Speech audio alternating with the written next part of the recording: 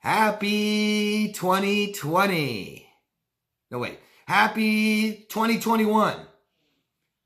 No, wait. I can't tell because it all feels the same, doesn't it? It's been the same every year. Happy 2022, guys. We're here. We made it. Last year was kind of like the year before. So this year's got to be different, right? Right. Plan, guys. Plan for this year. Plan for what you want to do. Don't wait for anything. I don't care. Don't give me excuses. Don't tell me this is closed and that's closed. I can't do this. I can't do. You can. You can do things you want to do. Plan this year. It's got to be different this year. Has to be. We made it through the holidays. We made it. Good. If it was okay, if it was pleasant, if it was nice, that means you're going to have a better year next year. If it wasn't, if it was traumatic this year, then you're going to have a better year next year if you want to. That's up to you. But we made it. We made it through, right? The holidays are over for most of us. And it's now 2022, right? 21 and 20. And you know what? 19 are getting more behind us, right? So here we are. This year can be whatever you want it to be. I promise it can be. The second you guys start doubting yourself, then I'll just tell you, no, it won't be. It's up to you, okay? So here we are. It's the first video of the year. I'm a little foggy from New Year's. Get the cobwebs out of my brain so I can answer your guys' questions. I hope I do a good job, and I hope I do it accurately because there's a lot of good questions this week. So I'm going to address, and I always recommend something. I'm going to recommend something from Eeks Geeks, a viewer and supporter of the channel. I know him as Ben from Florida. Hi, Ben. Ben says, I have a suggestion for next week. I've been boxing for the past 3 years, and shadow boxing in my room like I'm in a real fight helps a lot with managing anger, release of emotions. Try it, folks. Fight your demons physically. Cheers. Love from Snobby Boca Raton. Hee hee. So thanks, Ben. I've recommended boxing. I've recommended buying a little bag. And I recommend to my clients what I call air boxing. I know that's shadow boxing, but literally. And you're doing it to manage anger, release emotions, stuff like this. That's beautiful. It's great. It also can help manage anxiety by raising our heart rate. So you can stand up wherever you are and air box, and anybody who's boxed will tell you that a minute of boxing is just an extreme workout. 1 minute. It's hard. It's not easy to sit there with your arms up and box and hit just even nothing for a minute. You'll get worn out. I don't care who you are. You get tired. Your heart rate will rise. You can do that anywhere, anytime. You can go in the freaking bathroom and do it at work. But it raises your heart rate, and this helps you manage your anxiety. And this is about being emotionally responsible and not just dealing with anxiety, not trying to ignore it, because we know it doesn't just go away. Okay, so we manage it, and that's how we do it. That's one way to do it. Thanks, Ben, for the recommendation. And then Ben also has questions. So this week, Ben says, my question was a general question. I may have worded it wrong after watching your response a couple times over. I need to clarify, David. The people I was referring to are in my past, not my present. So I went back, because you said, hopefully you can answer that question this week. So I went back and found it, and here's the original question. Hi, David, Ben from Florida. I have a general question. I've noticed with a few of my abusers, some having BPD and MPD traits, I notice a lot of them will talk horribly about their friends, relatives, and partners to me while we were in relationships. Only for those same people to act all loving and affectionate only on Facebook. I find it confusing, almost gaslighting. Most PDs seem to act like they care about people only on social media, and it confuses the hell out of me how they have so many social media friends and support on those platforms. Even the same people who the BPD talks bad about would tell me at the time how much they dislike the BPD person, but on Facebook, they're all lovely doves to each other. Thank you, David. And I don't know, I don't remember how I answered your question, Ben, last week, but regardless if these are people in your past or present, I remember now, I think I was acting like they're in your present life and get rid of them and who cares. You're saying they're in your past. That's good. You don't talk to these people or communicate with them anymore, interact with them, but you just can't figure out why they do this. And I'll stick to my same answer though, is these are people who do not know each other. They don't know themselves. Okay. And so they'll say, I really like this person. And then they'll talk crap about them. They really don't like him. Maybe they really don't care about him. And that's a part of knowing yourself, what you want. Remember, I always hold my hand up. These are little facets of yourself. And one big one is what you want. And I I want to be friends with them. No, I don't want to be friends with them. Well, which is it? Right? The more I know myself, the more I know right away. I can answer these questions right away. I don't contradict myself. I don't go back and change my mind. No, I don't want to be friends with this person. So I'm not going to try. And I'm not going to be friends with them. And then just because I don't like it, talk crap about them. I'm going to stop being friends with them. You see that? And also the biggest point, I think, to your question and your new one today, which I didn't actually read all of it, did I? But I remember it. And social media is fake. So people don't have friends just on social media. They don't. They don't know each other.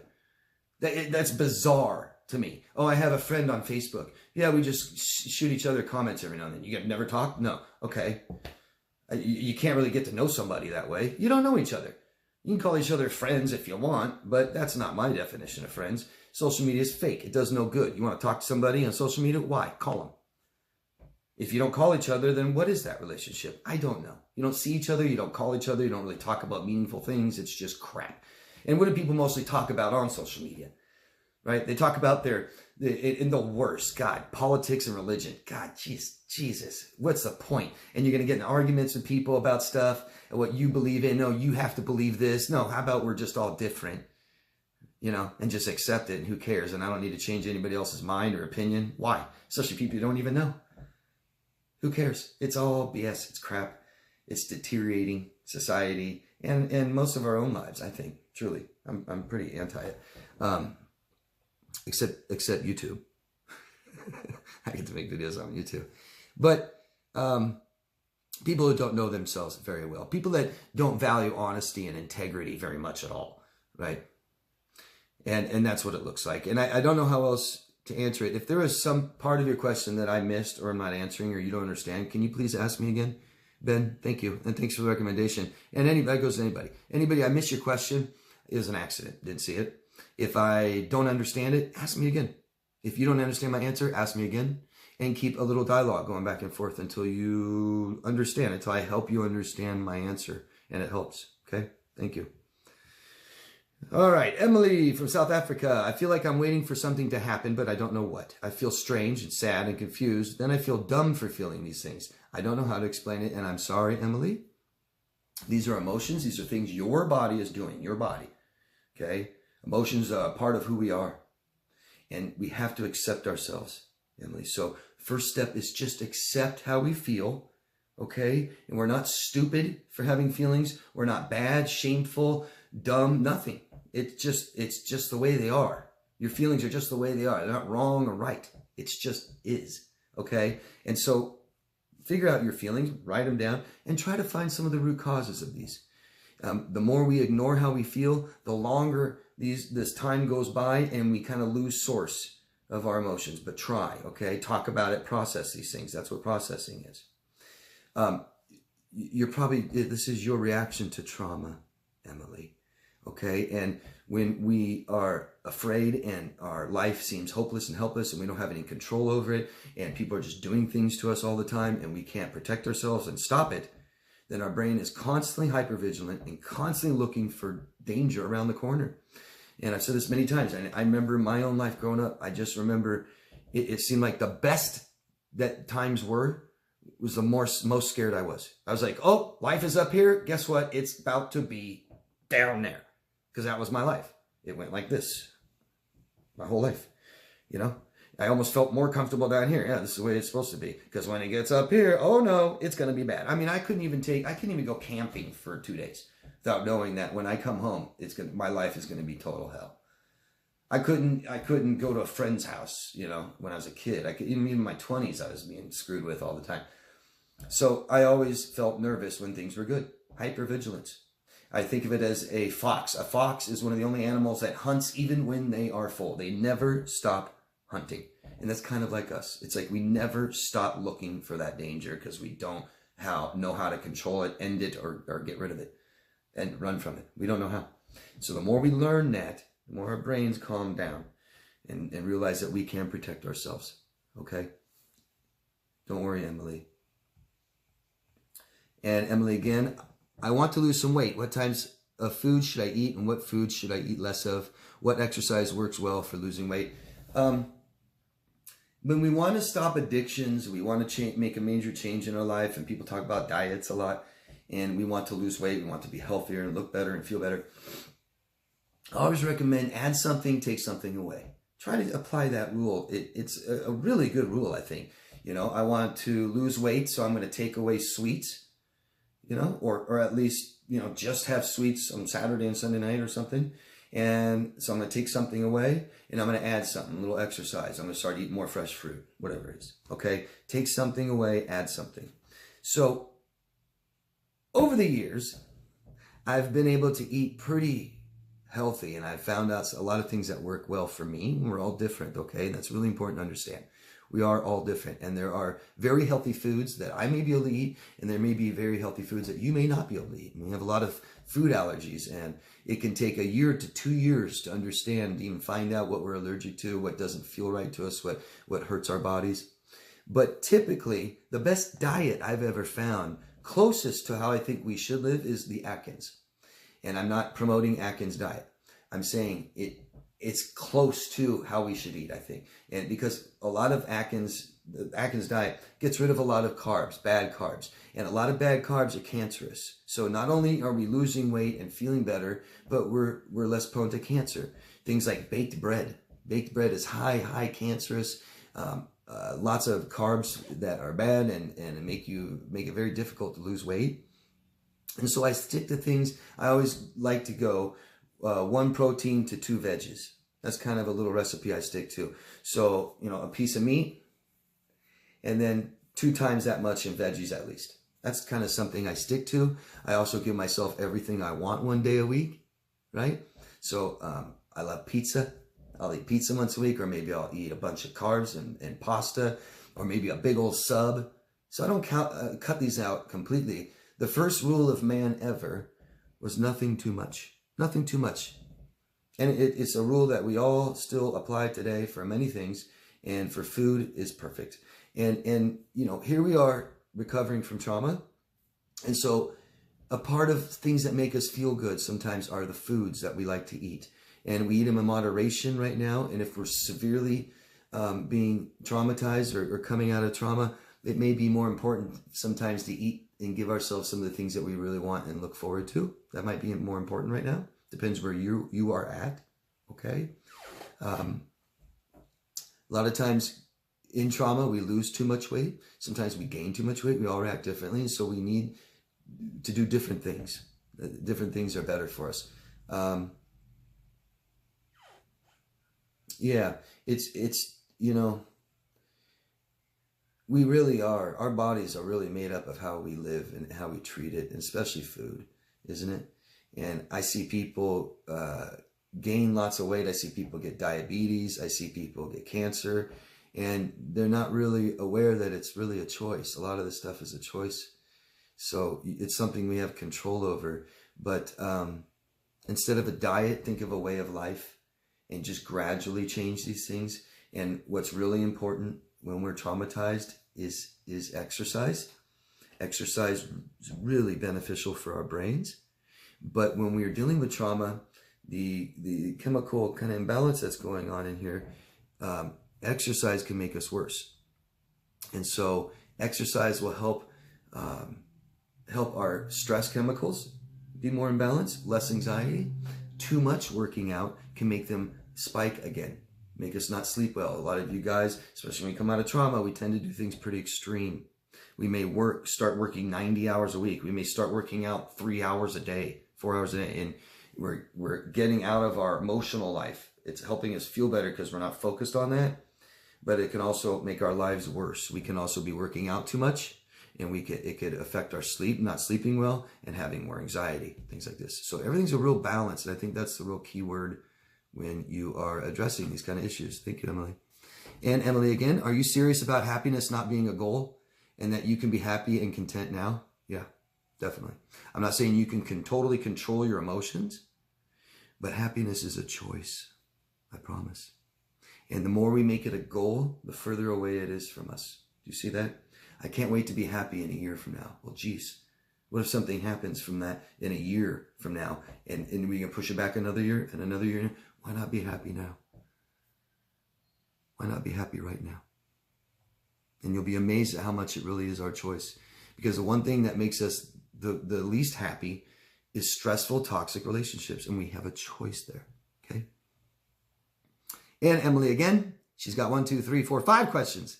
Can you please give some tips to start allowing yourself to be more vulnerable again and more authentic? What is the best way and time to meditate? That's another question. Okay, so best way and time to meditate is up to you, Emily. I'm not going to tell you. It's up to you. Your choice. Okay, you figure that out. I can't do that for you, honestly. I could tell you what's best for me. I could tell you what's best for a lot of other people. You figure that out, Emily. You meditate all the time until you figure out what's best for you. And how do you allow yourself to be more vulnerable? Appropriate to people, right? We can't just be totally vulnerable to anybody. So people we just met, I wouldn't recommend being vulnerable with. People that we can trust, I'd try to be more vulnerable with. And that's really diving down into yourself, looking in yourself, and telling them who you are. Telling them what they want, what you want, asking for it. That's it. Telling people what you need. Telling people how you feel. Okay? Telling them your opinion. Expressing how you value, what you value in life. Okay? Without covering it up, minimizing it, suppressing it. We express it and we tell people the truth. That's it. That's it. We ask for what we want. Okay? We take a chance on being hurt. We take a chance on being rejected. Because we can't grow without taking a chance, right? In an equal relationship, what rights do you have and what rights does the other person have? If the other person is hurting you, you probably have the right to ask them to stop. I'd hope so. So you're talking about the dynamics of the relationship or terms, and that is up to the two people entirely, okay? I don't really know, when you talk about what rights do you have the right to protect yourself, you have the right to have what you want, what you need, you have the right to feel good and be happy, make yourself feel better, you have the right to express your opinion, okay? But it's equal. Whatever your terms are, it's equal, okay? You don't have to do the same thing. Look at a typical man and woman family, a mother and father. Maybe the father works and maybe the mother takes care of the children and the house and dad. Okay, so they're doing totally different things, but whatever they agree on, that's now equal. Okay, that's equal. And it feels right. It feels equal. It feels secure. Okay. When three people are together, why is it usually that two people talk to each other and they have fun or bond by excluding you? I may have had experiences like this, Emily, but that's not protocol. You said when three people together, why is it usually? And I don't know that to be usual in my experiences. Earlier in life, maybe, not now. I hang out with two other people and we don't exclude any of us. So that's about, having some respect and integrity and valuing, both other people in your group, right? We're all equal. How does sleeping heal your brain? Sleeping is the one time that our brains can heal from trauma. So if you have, think of the things that trauma does to your brain. It blows up a ton of stress chemicals. You aren't allowed the calming chemicals to help calm your brain down, your muscles down, your eyes. Everything works much, much harder. When we're hypervigilant, our eyes are working harder, our ears, our smells, and this is why we become more sensitive to things. And so these stress chemicals are pumping through our body and it makes us work. It works really well, keeps us on high alert, but it causes anxiety and depression and our brains need to relax. And so when our brains relax, the chemicals get a little better and it heals our brain. This is the one time that brains can calm down and heal from trauma. I hope I explained that. Thank you. Why is it difficult to unstimulate your brain from technology or constantly keeping your mind busy with random things? Well, we can be overstimulated, especially from technology. Looking at a screen, people get seizures from stuff like that, television, stuff like that. We become overstimulated and it's not good for us. It's not good for, it's so much of our bodies, from our eyes to our brains to our nervous system, which affects our skin and our hair and our nails and everything. You said, why is it so difficult to unstimulate your brain? Well, because we become dependent on it, right? More and more and more these days, you see people walk around with their phones in their face. It's unbelievable. It's unbelievable. I mean, people ask me, how do you meet people and stuff? Well, I'll walk into a coffee shop or something, and I'll see everyone getting coffee at the same place at the same time of day. They all dress the same, and they're all holding phones in their faces and not talking to anybody. It's beautiful, isn't it? It's disgusting. Anyways, hope I answered your questions. Emily, thank you very much. Let me know. And Emily again. I feel very tired emotionally and physically. What can I do to feel more calm? So you probably, like a lot of people who suffer from trauma, you probably have adrenal fatigue. Your adrenal glands working over and over and over to release stress chemicals to protect you, right? And so I would recommend an adrenal relaxer for adrenal fatigue. A good one is Cortisol Ease. I recommend it all the time. Then we get out of our stressful situations. A lot of us want to know how to start feeling better, and the reason we feel bad is from stressful relationships, but we still have stressful relationships, and a lot of us don't even realize. We're so good at tuning it out and ignoring ourselves, and it's so normal, we don't realize that our relationships are still stressful. So we have to get away from the stress, cut it out of our lives, find a way to do that. Try an adrenal fatigue relaxer, adrenal gland relaxer for adrenal fatigue. And push yourself to raise your heart rate every day, period. And don't overexert yourself. Good place to start. Thank you, Emily. Again. Okay. Why did my ex, I don't know who this is, Eddie 1996. Why did my ex text me, I miss you, I think about you every day, right before Christmas? Did he want to get back together? I broke up with him 3 months ago because he did something to push me away. I asked him, why did he text me? He said he felt so empty and lonely. It was a cry out loud for sadness. So if this guy has narcissistic personality disorder, he can't be alone. He can't do things for himself. He needs us to help stroke his ego, to build up his pride, things like this. Things that we need external forces, external sources to do that for us, like people, other people. He can't do that. Okay, so he's alone, says, I feel lonely, and he feels lonely probably even around other people, and he's in bad company when he's alone, so he feels like crap, and he needs you to do that for him. Okay, it's that simple. It's that simple. He's alone, he feels like crap about himself because he hates himself, and he doesn't know how to make himself feel better, so he needs someone to do that, and he may not have anybody else to do that but you. I wouldn't feel so flattered. Okay, hope thanks. Monica. Can't remember where you're from, Monica.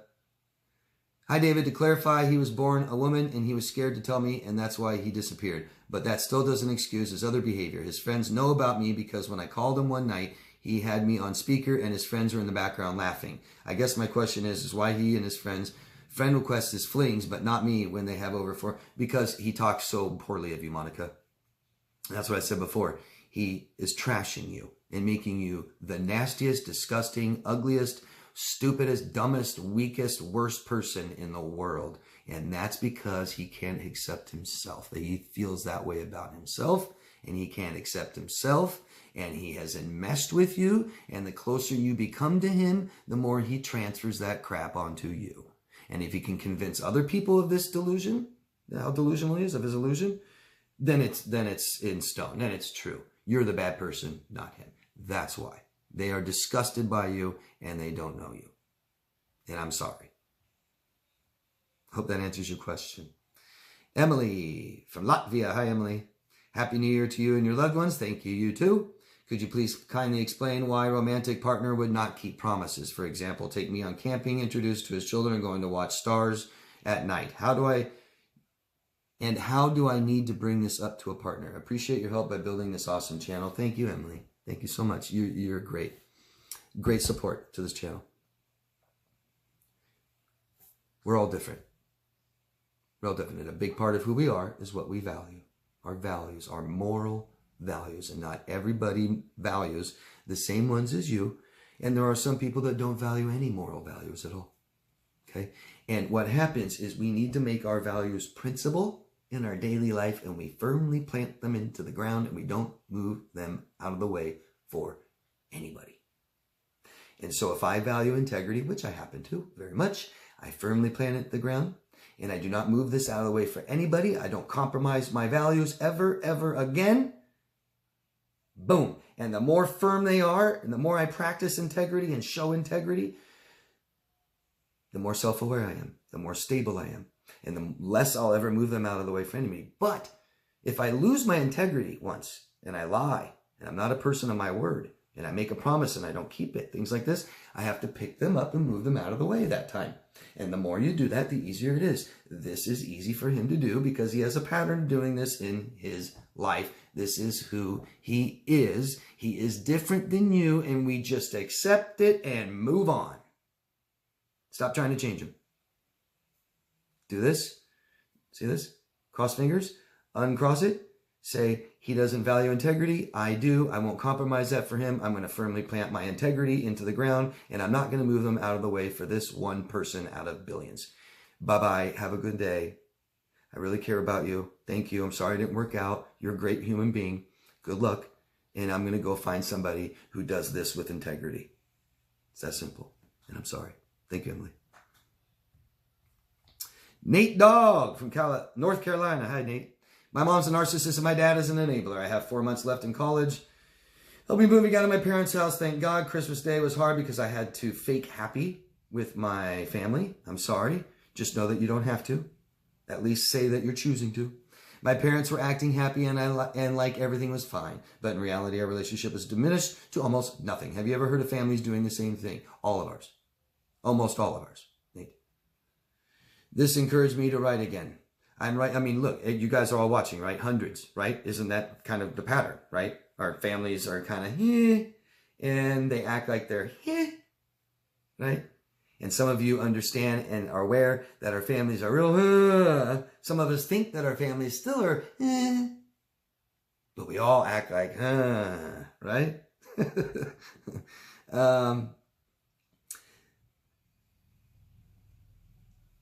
I'm writing a goodbye note to explain my parents why I don't talk to them, how I'm mentally abused for years. My recommendation is to get a good journal and write your feelings down. Thank you, David. You're awesome. Thank you, Nate. Good luck. Thank you, Nate. Good luck. That's great. You don't owe your parents anything. You owe yourself everything. Your parents don't take care of you. They don't protect you. It's only up to you, Nate. Good. Good for you, okay? Jennifer from United Kingdom. Hi, Jennifer. During my path of newfound me, I've had random people approach me and say they like my style and feel my lovely energy and feel the light. They aren't narcs. David, what are people feeling when they say these lovely things? They feel great about themselves. Jennifer, how we treat people is a real measure on how we feel about ourselves, right? Go look at some nasty, ugly person on YouTube that spends her channel just convincing that everyone's bad, but this person's a horrible, disgusting person. I'm going to make stories up and make this person look really, really bad. I'm going to say that the world's an ugly, nasty, dirty, gross place because that's how I feel in here.